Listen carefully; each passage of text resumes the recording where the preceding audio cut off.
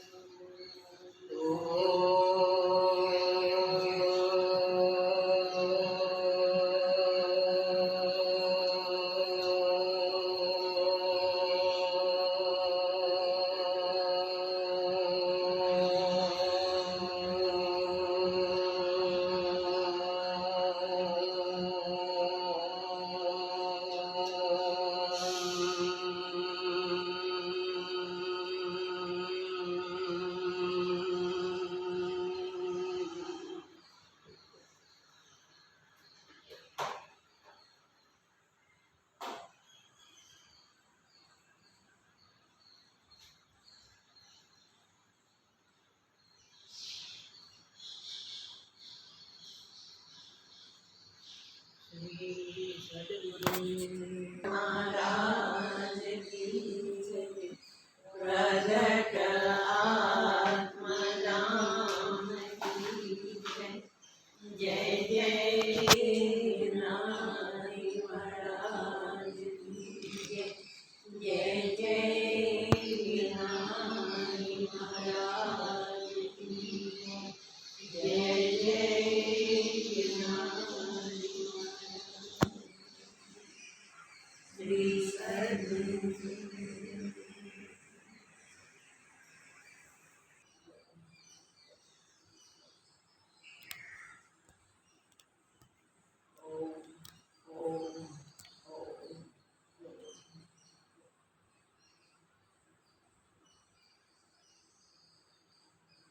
स्थिति प्रकरण में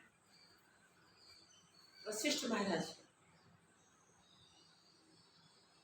स्वरूप में स्थित होने के लिए अनेक दृष्टांतों के साथ हमें कई युक्ति प्रयुक्तियां दिखाते हैं। ये जगत आडंबर चित्त के स्मरण से ही उत्पन्न हुआ और चित्त के शमन से ये आडंबर शांत हो जाता है। तो चित्त को अचित्त करने के लिए उत्पत्ति प्रकरण में कई युक्तियां बताई। साथ में स्थिति प्रकरण में आते ही ब्रह्म में कैसे हम स्थित रहे, जो हमारा वास्तविक स्वरूप है, जो हमारा वास्तविक तत्व है, सत्व है, उससे हम दूर न रहे। और दूर हो गए हैं तो वापस उसी में ही स्थित हो गए। वास्तव में दूर हो ही नहीं सकते क्योंकि वही अपना आकार है। इसके लिए हमारा मार्गदर्शन करते हैं। जैसे आकाश में दिखता मेघधनुष, इंद्रधनुष भी कहते हैं, अनेक रंगों सहित दिखता है, फिर भी कुछ नहीं है।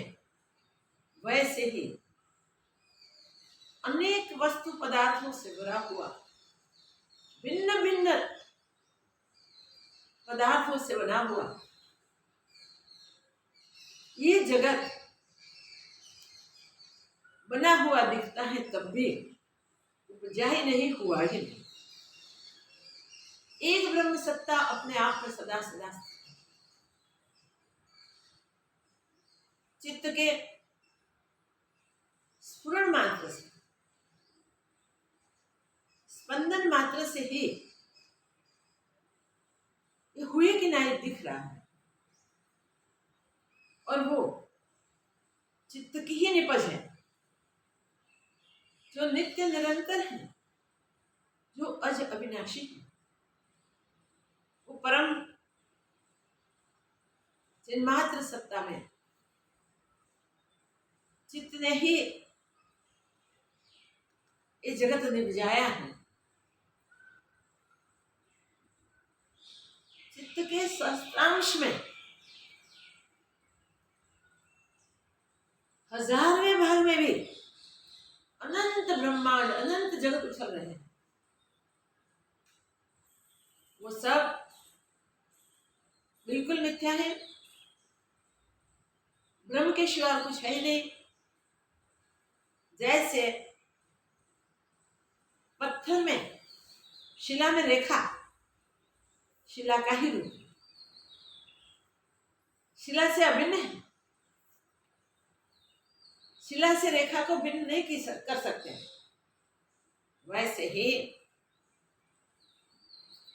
आत्मा सर्व से अभिन्न है, सब कुछ आत्मा में अभिन्न है। वो अभिन्न आत्मसत्ता प्रत्येक जीवों का निज स्वरूप है। सूक्ष्माति सूक्ष्म और महत्व से महत्व जो भी कुछ है, वो छोटे से छोटे जीव जंतु, छोटे से छोटे तृणादि, पहाड़, नदियां, समुंदर, ब्रह्मा, विष्णु, रुद्र, देव, दानव, मनुष्य, प्राणी, पशु, पक्षी, सब कुछ ब्रह्म ही है, ब्रह्म से भिन्न कुछ नहीं। इस प्रकार अभ्यास से दृढ़ निश्चय करके हम जब अपने आप में स्थित हो जाते हैं, तब फिर वहां से बिछड़ना नहीं होता, फिर से अन्य होना नहीं होता। याद रखें, जो भी दिखाई दे रहा है वो कोई कारण से नहीं उपजा। ये जगत की उत्पत्ति में, जगत के होने में, उपजने में न कोई निमित्त कारण है, न कोई समवाय कारण, न कोई सहायकारी कारण है। जैसे मिट्टी से बर्तन या खिलौने कुम्हार बनाता है, तो कुम्हार निमित्त कारण है, उपजते हैं, मिट्टी से बनाता है, इसलिए मिट्टी उपादान कारण। मगर ये जगत ऐसे भी नहीं है। ब्रह्म सत्ता में स्थित दिखाई देता है जगत, तब भी जगत हुआ ही कुछ नहीं। अनंत रूपों में, अनंत दृश्यों में, अनंत आकारों में, अनंत प्राणियों से भरा हुआ ये जगत, जहां नित्य प्रति अखंड कुछ ना कुछ व्यवहार दिखाई देते हैं, धमाधम होता हुआ दिखाई देता है, तब भी ये बिल्कुल झूठा आभास ही है, इसके सिवा कुछ नहीं। प्राग भाव, प्रध्वंसा भाव, अन्यो अन्य अभाव भाव, ये सारे अभाव जो सोचे, जो विचारे, तो तुरंत पता चलता है कि ब्रह्म में जगत भिन्न कुछ नहीं। प्रागभाव कहते हैं पहले न हुए फिर उपजे। जैसे पुत्र पहले नहीं होता फिर उपजता है, ये प्रागभाव।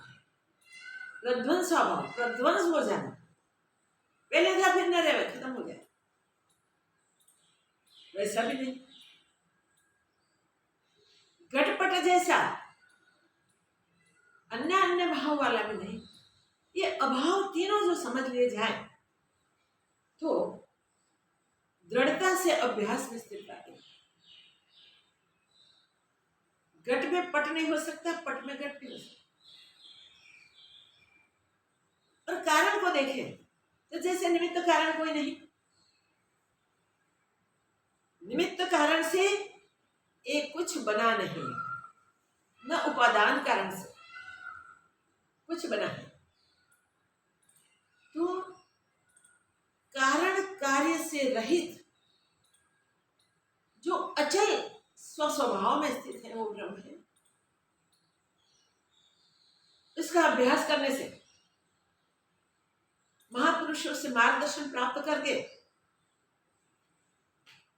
और शास्त्रों के सिद्धांतों के सार को ग्रहण करके हम जब निधिध्यासन करते हैं, अपने जीवन व्यवहार को करते हुए भी ब्रह्म भाव में ही स्थित रहते हैं, तब व्यवहार होता दिखता है, मगर वो अंतर में उसकी प्रिंट नहीं। जैसे धूप में छाया नहीं हो सकती, जैसे सूर्य में, अग्नि में बर्फ नहीं हो सकता,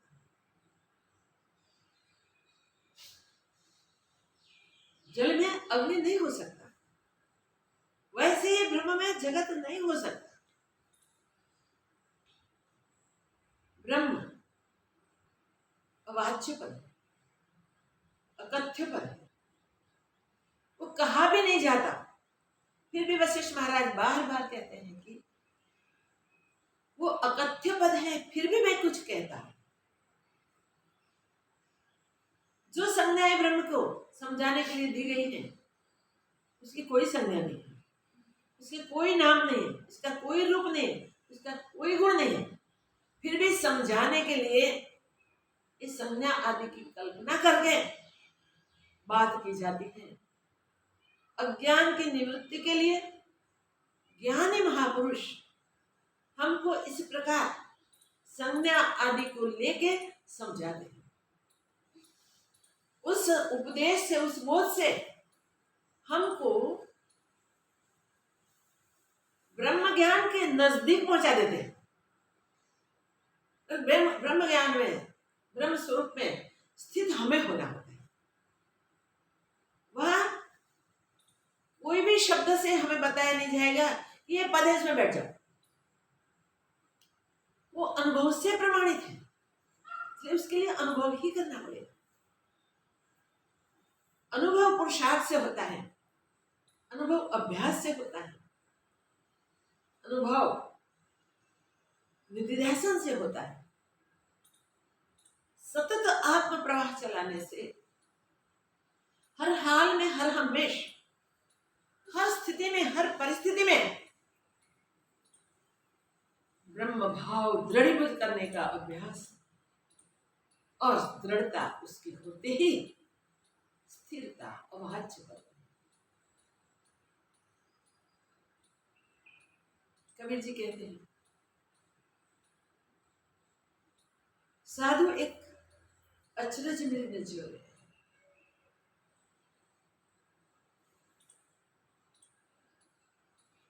कुएं में जल, कुंभ में जल, जल ही जल है। फूटा कुंभ जल जल में समाया। ये साधु, ये अचरज मेरी नजरों में आया। जल के सिवा और कुछ है ही नहीं। कुएं में देखा तो जल भरा था, उसमें कुंभ डाला जल को निकालने के लिए, रस्सी से बांध के कुंभ डाला, मगर उसके खींचते समय कुछ गलती हुई, वो गट फूट गया, कुंभ फूट गया। तो कुंभ का जल कुएं में जा गया, कुएं में पहुंच गया तो फूटा कुंभ जल जल में समाया। ये साधु, ये मेरी, ये अचरज मेरी नजरों में। जब देहाभिमान का कुंभ फूट जाएगा तो वह ब्रह्म ही ब्रह्म, देह की उपाधि से ब्रह्म जीव भाव में आके अहंकार से बंधा हुआ, वो उसी में ही खेलता था, उसी में ही रहता था। मगर जैसा वहां से उठा, ब्रह्म विचार में आया, देहाध्यास छूट गया, कुंभ फूट गया। तो ब्रह्म ही ब्रह्म, और कुछ बना ही नहीं। महाकाश विस्तृत आकाश, उसमें मठ घट की उपाधि से घटाकाश मठाकाश की हम कल्पना करते, मगर मठ घट न रहे, घट मठ न रहे तो महाकाश ही है। घट का आकाश कहाँ गया? कहीं नहीं गया, उपाधि ही मिटी। मठ का आकाश कहाँ गया? कहीं नहीं गया, उपाधि ही मिटी।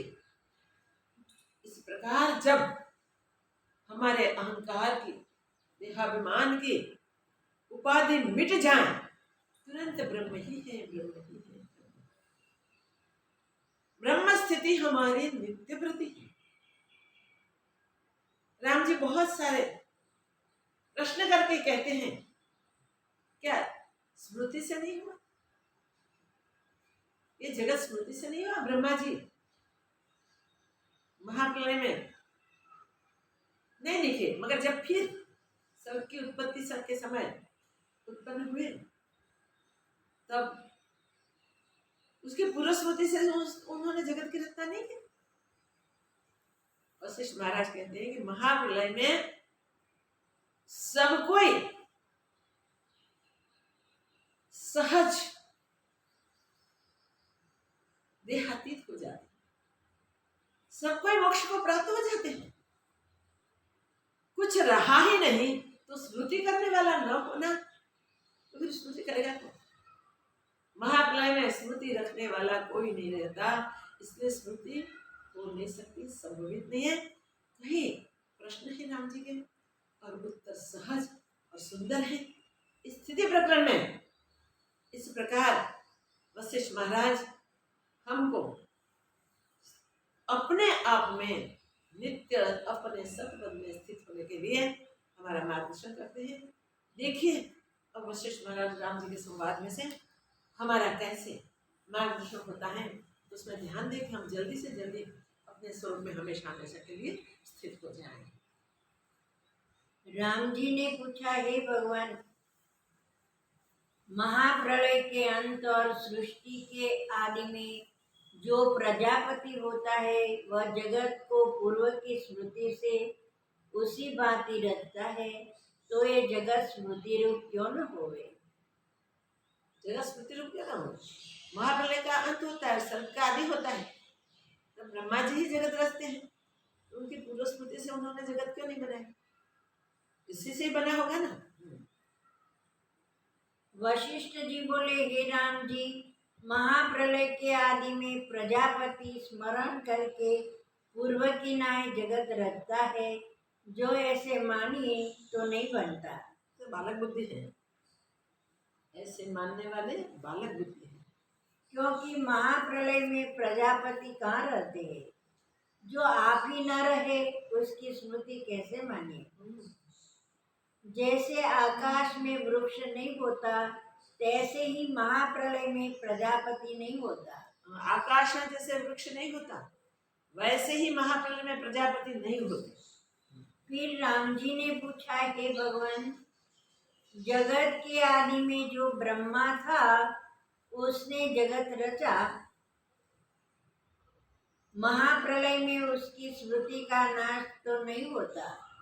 वह तो फिर स्मृति से जगत रचता है, आप कैसे कहते हैं कि नहीं बनता? महाप्रलय में ब्रह्मा जी की स्मृति का नाश तो नहीं होता, तो स्मृति से ही रचता होगा ना जगत। आप कैसे कहते हैं कि स्मृति से ये जगत नहीं बनाते, नहीं रचते?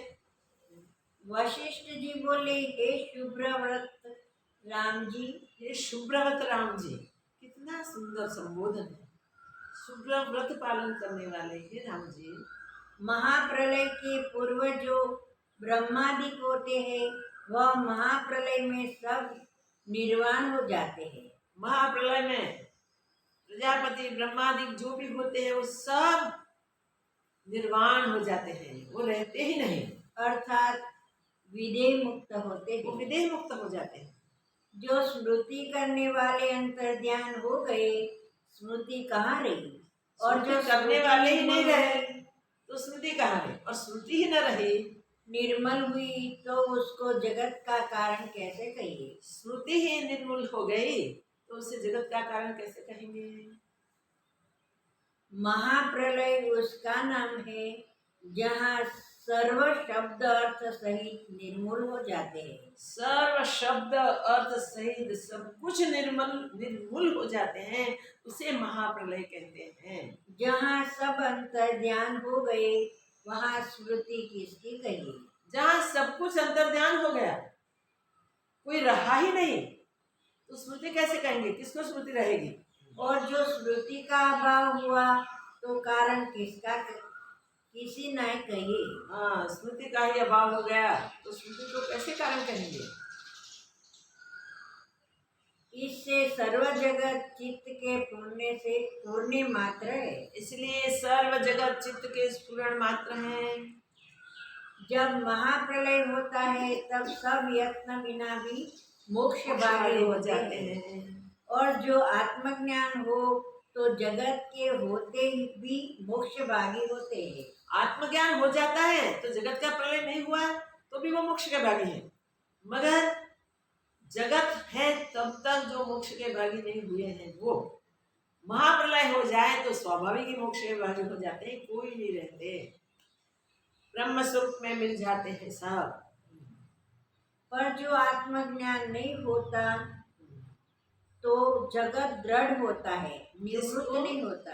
आत्मज्ञान नहीं होता उसको तो जगत दृढ़ होता है, जगत निवृत्त नहीं होता। जब दृश्य जगत का अभाव होता है तब स्वस्थ चैतन्य सत्ता जो आदि अंत से रहित है, जो दृश्य जगत का अभाव हो जाता है तब आदि अंत मध्य से रहित जो चैतन्य सत्ता है वो ही प्रकाशती है। और सब जगत भी वही रूप भासता है। और ज्ञान होते हैं सब जगत भी वो चैतन्य स्वरूप ही भासता है, ब्रह्म रूप ही भाषित होता है। सर्व में अनादि सिद्ध ब्रह्म तत्व प्रकाशित है। सर्व में अनादि सिद्ध ब्रह्म तत्व ही प्रकाशित होता है। उसमें जो आदि संवेदन होता है वह ब्रह्म रूप है। वो उसमें जो आदि संवेदन स्फुरित हुआ वो ब्रह्म ही है। आदि संवेदन जो पहला हुआ वो ब्रह्म ही है, क्योंकि वो ब्रह्मा होते हुए भी ब्रह्म भाव को नहीं भूले। और अंतवाहक देव विराट जगत को भासता है। अंतवाहक से विराट जगत होकर भाषित होता है। उसका एक प्रमाण रूप यह तीनों जगत है। उसके प्रमाण रूपे तीनों जगत है में। उसमें देश काल क्रिया द्रव्य दिन इसमें रात्रि देश काल क्रिया द्रव्य दिन रात्रि का क्रम हुआ है। का क्रम हुआ है, इसको जगत कहते हैं। उसके अणु में जो जगत फूटते हैं सो क्या है? उसके सिर्फ अणु में जो कई जगत स्फुरित होते हैं वो क्या है? सब संकल्प रूप है और ब्रह्म सत्ता सब का जगत प्रकाश है। संकल्प रूप है और ब्रह्म सत्ता का प्रकाश रूप है। जो प्रबुद्ध आत्मज्ञानी है उसको सब जगत एक ब्रह्म रूपी भासता है। जो प्रबुद्ध है, जो आत्मज्ञानी है, उसको सर्व जगत एक आत्मा ही भाषित होता है। और जो अज्ञानी है उसके चित्त में अनेक प्रकार के जगत की भावना होती है। अज्ञानी के चित्त में अनेक प्रकार के जगतों की भावना होती है। द्वैत भावना से यह भ्रमता है। द्वैत भावना से अज्ञानी भ्रमता रहता है, भटकता रहता है। जैसे ब्रह्मांड के अनेक परमाणु होते हैं उनके भीतर अनंत सृष्टियां है। ब्रह्मांड के भीतर अनेक परमाणु होते हैं और प्रत्येक परमाणु में अनंत सृष्टियां हैं और उनके अंतर और अनंत सृष्टि है। वो परमाणु में अनंत सृष्टि है, तैसे ही और जो अनंत सृष्टि है उसके अंतर और अनंत सृष्टियां वो फूटती हैं। अनंत सृष्टियां में फिर अनंत सृष्टियां, अगणित सृष्टियां स्फुरित होती है। सो सब ब्रह्म तत्व का ही प्रकाश है। वो सब जो है वो सब ब्रह्म तत्व का ही प्रकाश है, ब्रह्म तत्व के सिवा और कुछ नहीं है। ब्रह्म रूपी महासुमेरु है, उसके भीतर अनेक जगत रूपी परमाणु है। महासुमेरु है ब्रह्म, इसमें अनेक परमाणु रूप जगत है। सो सब अभिन्न वो सब है, अभिन्न रूप है, ब्रह्म रूप ही है, ब्रह्म से सब अभिन्न है। हे राम जी, सूर्य की किरणों के समूह में जो सूक्ष्म रसायन होते हैं उनकी संख्या कदाचित कोई कर भी सकती, परंतु आदि अंत से रहित जो आत्मरूपी सूर्य है उसकी त्रिलोकी रूपी किरणों की संख्या कोई नहीं कर सकते।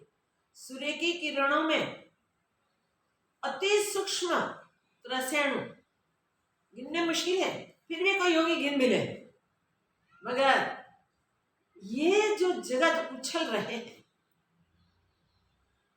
आत्मा में भिन्न भाषित हो रहे हैं, चित्त की निपज है, वो चित्त में उठते हुए सारे जगत, इसकी गिनती कोई नहीं कर सकता, उसको गिनना किसी के बस की बात नहीं है। जैसे समुद्र में जल और पृथ्वी में धूलि के असंख्य परमाणु है, तैसे ही आत्मा में असंख्य परमाणु रूप सृष्टियां है। आत्मा में असंख्य परमाणु रूप सृष्टियां है।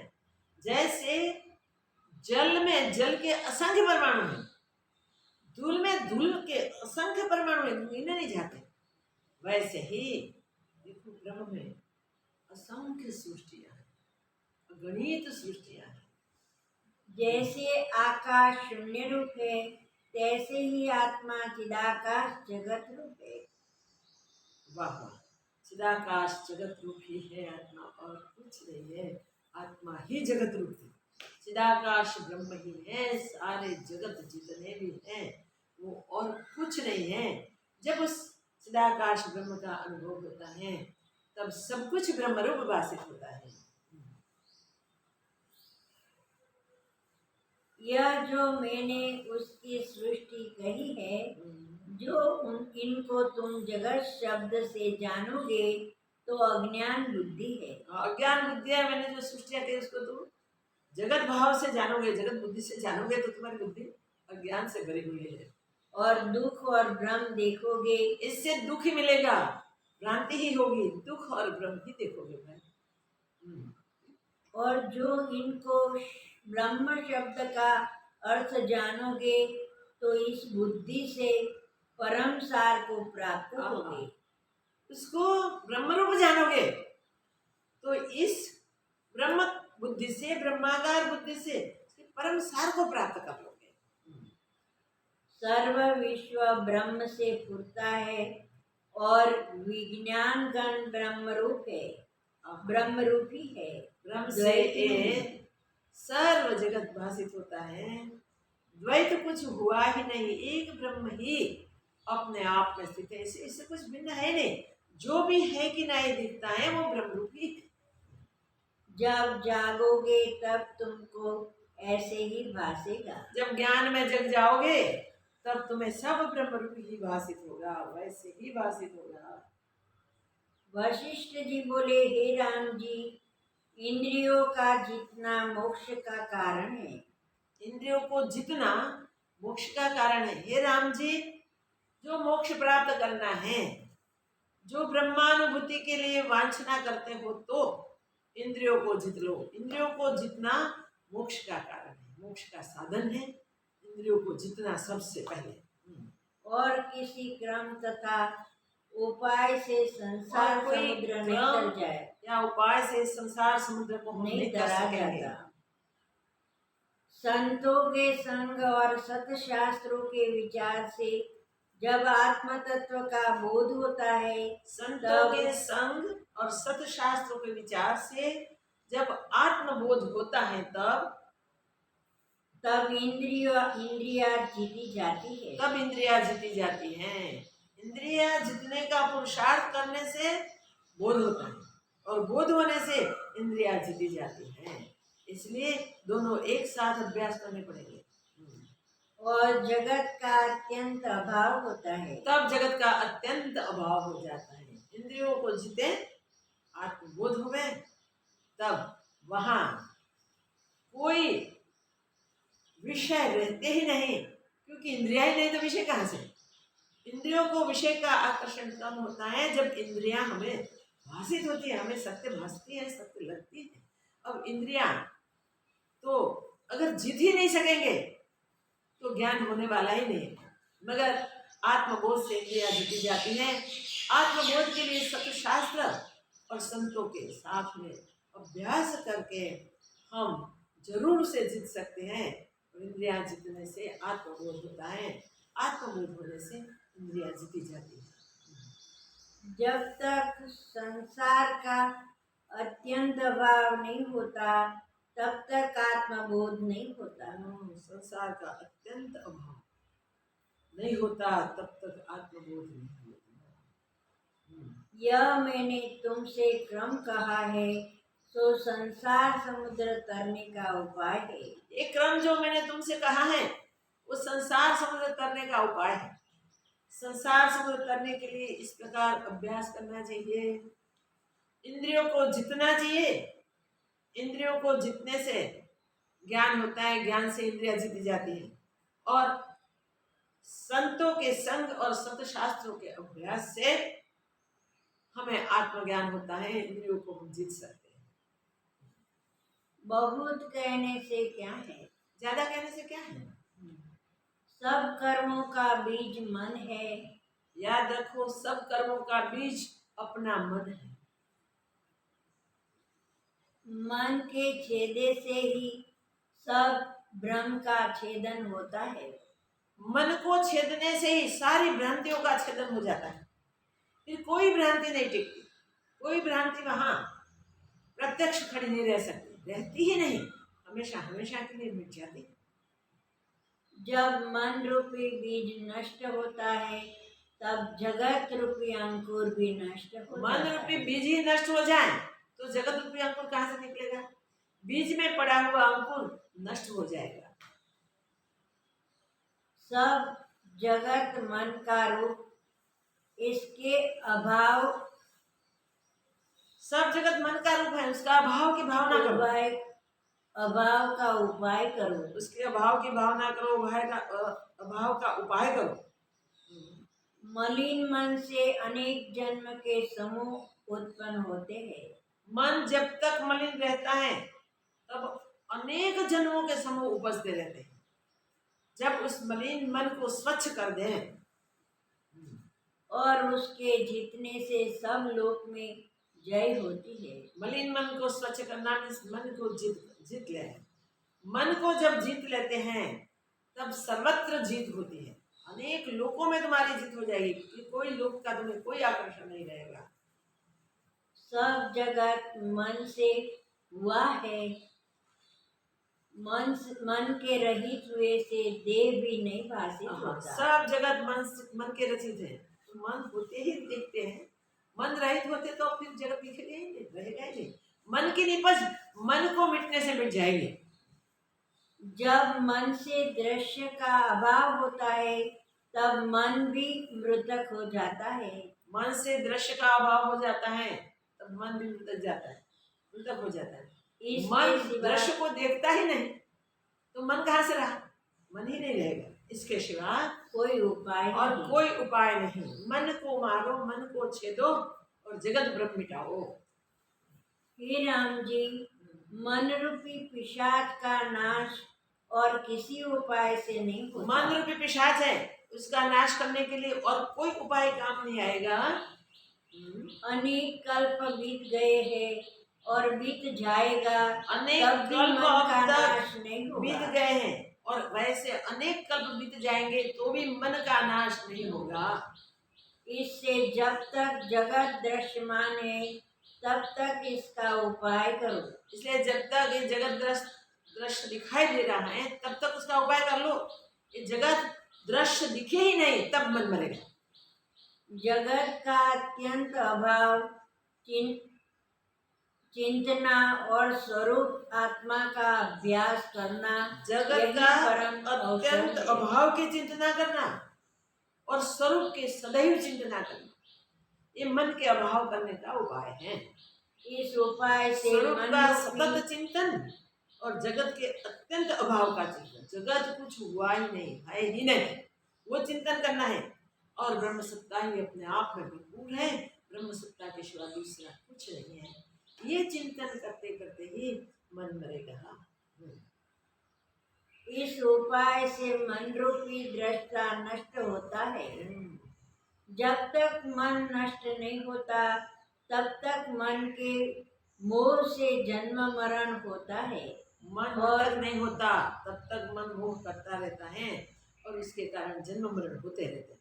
और जब ईश्वर परमात्मा की प्रसन्नता होती है तब मन बंधन से मुक्त होता है। यह याद रखो, ईश्वर परमात्मा की जब प्रसन्नता होती है तब मन बंधन से मुक्त होता है। तो हमें परमात्मा की प्रसन्नता के लिए उद्यम करना चाहिए। क्या करना चाहिए? वशिष्ठ महाराज कहते हैं संपूर्ण जगत मन के फूलने से भासता है।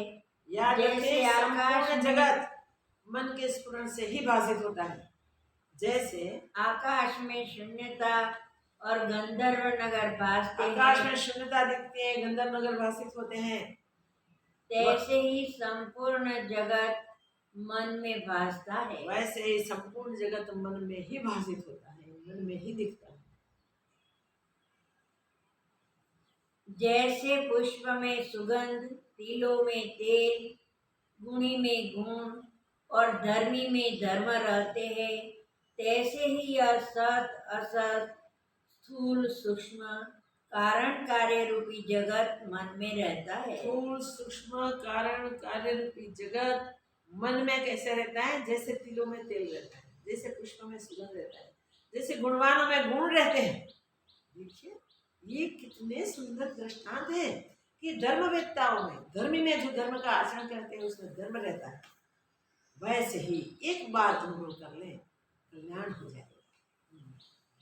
जैसे समुद्र में तरंग, आकाश में दूसरा चंद्रमा, जैसे समुद्र में तरंग, आकाश में दूसरा चंद्रमा और रणभूमि में मरुस्थल में मृग तृष्णा का जल उठता है, तैसे ही चित्त में जगत है। तैसे ही चित्त में जगत भरे हुए हैं, तैसे ही मन में जगत है।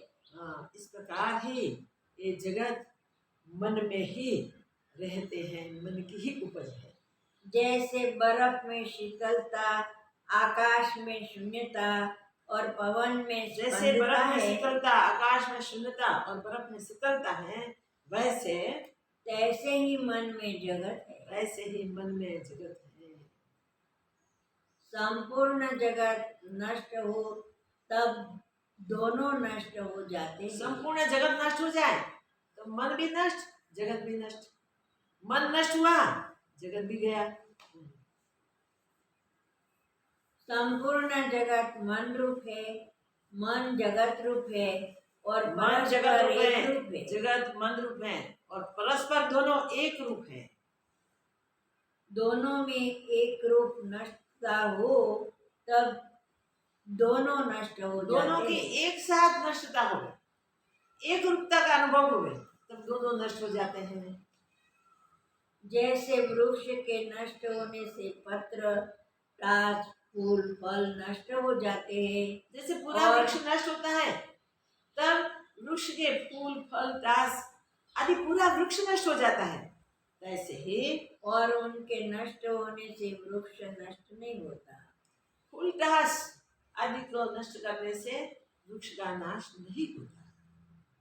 समूल वृक्ष को नष्ट करो, वृक्ष कहीं दिखाई ही नहीं देगा, मगर इसकी डालियां, इसकी शाखा वगैरह का नाश करने से वो वृक्ष और फैलेगा भी, उसका नाश नहीं होगा।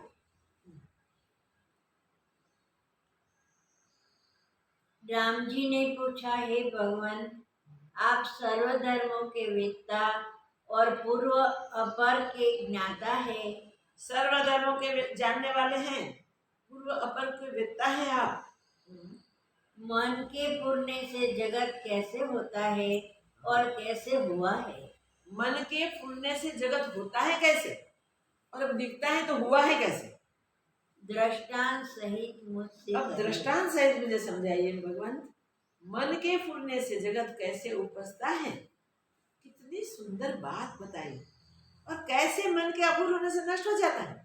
कृपा करके दृष्टांत के साथ समझाइए। आप सिद्धांत से समझाते हैं, इसमें दृढ़ता नहीं होती, इसलिए दृष्टांत देके हमें ये सत्य समझाइए। वशिष्ठ जी बोले, हे राम जी, जैसे हिंदू ब्राह्मण के पुत्रों की 10 सृष्टि हुई और 10 ही ब्रह्मा हुए, सो मन के फूरने से ही उपज कर मन के फूरने में स्थित हुए। आहा, मन के फूलने में उपज कर मन के फूलने में स्थित, जैसे हिंदू ब्राह्मण के 10 पुत्र हुए, 10 ने ब्रह्मा बनने का दृढ़ संकल्प किया, संकल्प से 10 ब्रह्मा बन गए और 10 की सृष्टि और सबने अपनी अपनी सृष्टि देखी। तो ये जो मन के स्फुरण से ही हुआ, मन से ही उपजा और मन में ही रहा, तो ये मन की निपज है, मन में ही रहता है। जब मन को नष्ट करो तब सृष्टि कहाँ गई पता भी नहीं चलेगा, सृष्टि कुछ बनी ही नहीं। ऐसा निश्चय मन से कर लो, मन भी नहीं रहेगा, सृष्टि भी नहीं दिखेगी।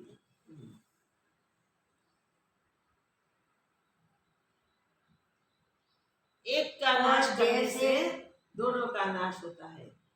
और जैसे लवण राजा को इंद्रजाली की माया से चांडाल की प्रतिभा दृढ़ होकर भासी, तैसे ही यह जगत मन में स्थित हुआ है। इंद्रजाल की बाजी से, इंद्रजाल की जाल बिछाने से जैसे लवण राजा को चांडाल का पूरा जीवन, पूरा वृत्तांत अपना होवे वैसा अनुभव हुआ, बस वैसे ही ये माया के भ्रम से, मन के स्मरण से ये जगत ब्रह्म भाषित होता है, वास्तविक नहीं होता।